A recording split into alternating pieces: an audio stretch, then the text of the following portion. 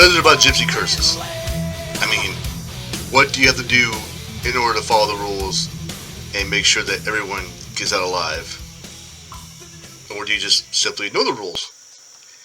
That's the issue with gypsy curses these days, I guess. But if it's me and I was cursed, I'd probably just end my life so I won't have to deal with it any longer. Greetings, all you sexy mofos. It is I, the Horror Hound, coming to you from my podcast studio here in Palmyra, New Jersey. And in this episode, I'm going to be talking about the movie The Cursed that was released in 2021 and what I thought about the film. So, there's something about crazy old ladies and gypsy caravans that you just don't fuck with. I mean, it doesn't sit well with me at all. And why can't anyone just leave them alone? Everyone has to go up to the gypsies and fuck with them. And why do they do that? It just makes no damn sense. So, the movie is set in the 18th century, and it follows a pathologist who is investigating a series of monstrous, unusual animal attacks on a French estate. Talks amongst the people that monsters stalking their fields and forests. However, what this so-called monster does to his victims is not natural, and what is left is just grotesque. And this is often accomplished with a visceral practical effects designed to make all but the most veteran gore hounds feel very nauseous. Not me, had no effect on me whatsoever. I can take it, I guess. I don't know, it's just what it is. But the beast's origins are far more uglier and far more likely to leave the audience unsettled in the most weirdest way, and sometimes in the wrong ways. So, in the opening scene, which I thought was fascinating, it looks like something out of a World War I movie, and there is a sudden flashback that takes up majority of the movie set 35 years earlier, when a band of Romani set up camp near a British settlement. Wealthy Lord Seamus Laurent, played by Alistair Petrie, and his peers sent a group of murderous, sadistic thugs to massacre these gypsies. The Romani have a legitimate legal claim to the land that would compete with those local elites, and the use of it so suddenly forced them to move on won't do. Seamus and the others collude to wipe them out. Also land records and pretty much just bury any kind of evidence in existence of this gypsy camp, no matter what the issue may be. Rich people, right? They have the pool and they had the whatever. So, one of the women of the community is forced to watch her husband being mutilated and buried to death and raised up in a tall wooden cross to serve as a reminder and to serve as a scarecrow, essentially. Then she herself is buried alive in an open grave. Wow, that's a really shitty way to die. Just fucking saying. But not after one of the hired goons working for the landowner finds a human skull piece, jaws only, and its teeth removed and replaced with silver replicas. No set of silver teeth in a film like this is going to sit in the ground without being used to bite somebody. That's just inevitable instead. Things just fucking happen, right? And sure enough, soon there's a creature roaming around, killing some victims and wounding others. I would wonder. And soon after that, all the children in the area start to dream about a scary, creepy scarecrow in the field and the occult item buried under it. And Seamus' children, Charlotte, played by Amelia Crouch, and Edward, played by Max McIntosh, join the village kids in uneasily visiting the site, and events intensify, and shit just starts rolling downhill. I mean, it's bizarre. And Edward disappears all of a sudden, and it becomes obvious that something bizarre is stalking the town. So when pathologist John McBride, played by Boyd Holbrook, arrives asking questions about gypsies. So in there, he patches together recent events and goes into full Witcher mode. In other words, he starts stalking things and killing shit, so whatever. Setting up the battle of the creature while holding his own secrets about what he knows. Dun dun dun. There's a plot twist. What does this motherfucker know? This guy knows something, obviously, but he's not sharing it with the rich people because fuck them, right? Okay. The Cursed, the movie, it's its own folklore, and it's some unsettling bloody innovations around what's essentially a werewolf story, which is not a werewolf story because you put the teeth in, but you don't turn into a werewolf. You just get cursed. I don't know. Maybe you do. I mean, the way they brought that, how they brought out the mystery of how these people turn into these creatures. I mean, it's a werewolf like I've never seen before. A hairless werewolf. And when they cut the body open, the werewolf, the person who was cursed comes out of the body, but is essentially undead. And I'm like, what kind of fucking curse is this? So, anyway, back to the story. I digressed. Ellis, the director, gets a lot of his mileage around the standard creature feature movies. And this horror story things he does just doesn't do. So, John doesn't bother explaining the werebeast to Seamus and the rich motherfuckers and his palate. And his subdued wife, Isabel, played by Kelly Riley up front. I mean, it's just fucking... So instead of applying a description, he effortlessly deflects and dodges most inquiries in ways that both make him seem more mysterious and than average horror movie protagonists, and a whole lot wiser. So, in specific, he seems to have a firm grasp on the small town politics and how a man like Seamus responds to the events outside of his control. Ellis also doesn't bore with the audience. I mean, the director he can't bore people, otherwise he's going to get bad reviews, right? So, there's no such thing as werewolves, wheel spinning, or by making the characters knowledgeable and the lag behind what the audience has already seen. So, if you've seen this movie and you're watching it, you know what's happening. It's there, and you want to say something to the motherfucker in the screen. Dude, don't do that. It's a fucking... Yeah, he can hear you. But fans like me are like, no, don't, no. So, when John or Seamus apprehensively edge out of the manor's house protection at night, they seem as dwarfed by the vast weight of the obscure fog and the pre-industrial dark around them as usual.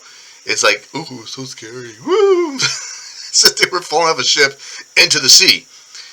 It's that ominous. It's just really fucking weird. For example, scenes like where these three workers brave an overbearing, bleak, fog-obscured orchard after the first beast attack. It adds a gloomy beauty, I guess you would put it that way, to the chaos that follows.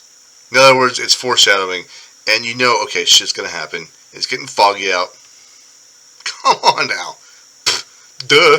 So, if you watch horror movies just as much as I do, you know some shit's about to happen.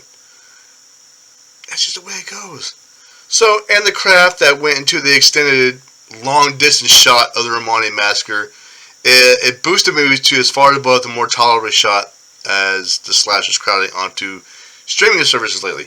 So, there's a lavish feel to the staging. You can feel it. Trust me, it's there. The costumes and sets all have the weight, which is fucking perfect. And the cast brings a compelling and convincing intensity to the material, which I thought was really great as well. But this is primarily a movie to watch for the visuals, because the makeup and special effects is just so fucking awesome. So, the director does get stuck on far too much reiteration around jump scares, the nightmares, and the seemingly endless real and imaginary trips out to the haunted scarecrow. So many characters visit the spot so many times, you start to feel like it's okay, this is like a running gag or what, dude? I mean, come on. You gotta think of something else, man. Just not the same shit over and over. I guess that's the repetition in the movie, is how these people visit the scarecrow in this haunted area in their dreams. Every person does it. You gotta just knock that shit out and come up with something better, dude. But I guess they kept it, because running around, whatever. Excuse me. So, the dark joke has a decent punchline. There are so many scarecrow visits to the start to... It just blurs. I mean... And so the line between reality and dreams, it's a thin line, but it's there. But as a recurrent image representing the horror, Seamus, the main villain dude, and his type have visited on this world, it feels both too generic and too forced to have an impact on the director. It just seems to be a crave for this guy. I don't know. A lot of the movie has the same problem. The set dressing here is too familiar. Those teased nightmares, that fake out scares, that wake up gasp moments, kids singing an eerie nursery rhyme. I fucking hate nursery rhymes. It's like the one on Nightmare on Elm Street. You know, the Freddy nursery rhyme. Okay, can we just not do it? So, it's immediately relevant to the events at hand, but the generic CGI, the crawliness overlaying the more convincing practical work, the director keeps repeating other elements as well. With 3 people in a row disappearing from bloody beds, it's whatever, dude. And too many characters having the dangerous outdoors to do work that could plausibly be postponed until there isn't a monster at large. Just saying, dude. Come on now. The last component comes from the moral connotation visibly running throughout the curse about the traumas of working class life. So, you got the derision of the wealthy and the powerful show on one hand, and the other lives of the people on the other hand, which shows the humanity. It's there. The film only gets full force preaching about the theme just once, in a moment where John's frustration overwhelms some of his diplomacy, and by the time, and it does feel welcome and overdue. Like, come on, dude, just hurry this shit up, man. Bring it up, bring us up to speed, homie. But the film does return to the idea again and again, as the director underlines the way Seamus and his class oppress everyone in their power, and how everyone pays the price when society follows the greediest, most unnatural, most immoral, and arrogant of men in the community, how they take charge. It's fucking annoying. Just saying, dude. Rich people, just, you know what? You're an ant. This is my boot. Bam. The theme gets a little grueling, especially when it's limited to such a shallow, surface-level representation, meant only to give a story worth to the villain and the luster of self-righteous resentment. It's there. You'll spot it, trust me. Though relevant and accurate to the central point as it is, it's still true that most of the curse consists of watching innocent people die. Especially women and children, which really fucking sucks. How they suffer in monstrous and ghastly ways because of Seamus' selfish choices. And trust me, this dude is one selfish son of a bitch. Knowing that it's all a morality play doesn't make the wall-to-wall anguish go away, but it makes the vulnerable and undeserving and easier to endure. If that makes sense to you. If it doesn't, I'm sorry. And for the viewers with a sense of history, which if you love history, it's also hard to escape how the curse puts a discriminatory label right at the core of the story. You'll see that, painting its Romani victims as occultists and with hideous black magic at their disposal. Everyone's labeling these gypsies as, okay, they all do is practice black magic, and they put curses on people, which may be true. There's no historical facts that this is true. And I'm not going to, I'm not going to propose the idea that it's true and that it's there. But it's seemingly true, I guess. It's whatever. Using a gypsy's curse as a plot device was a horror cliche back when Stephen King did it in Thinner. So even back when Lon Chaney Jr. forged America's screen werewolf tradition in 1941's The Wolfman, it feels astonishingly regressive to see the trope resurface in 2022. Without the examination of apparent thought, compounding the problem, how the Romani curse literally steals Seamus' child, another widely spread racist stereotype that should have been buried long, long ago. The unavoidable core problem with the movie sours an awful lot of action and makes a story that seems to aspire the artful horror of Robert Eggers' The Witch. It makes it look nostalgic instead of envelope pushing, if that makes sense to you guys. There's a real old school Hammer horror vibe to this movie, which I fucking love. And with the garish fake red blood replaced by something a lot thicker than more arterial. So they're not using, just red dye and corn syrup. It looks better, and the practical special effects does stand out in this movie, which is another thing I like about it.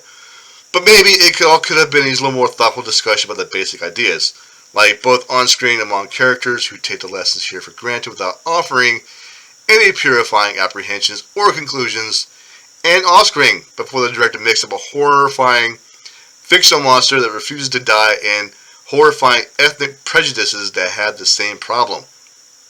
So, with that being said, this movie is also powerful and so elaborately executed by the director, a total filmmaker, that one wishes they added up to more than a series of smart differences on a certain type of film. The movie clocks in less than 2 hours, which is, I like that. If it's under 2 hours, if it's 2 hours or less, it's like the perfect amount of time. But as grateful as one may be for relative shortness at the age of blockbuster bloat, there are times when you may wish the filmmaker had expanded upon many fascinating ideas contained in this script, followed by his best impulses to make the movie better and the creature better. I don't know. As an allegory maker of not coping at the end by prizing narrative neatness over nightmarish resonance.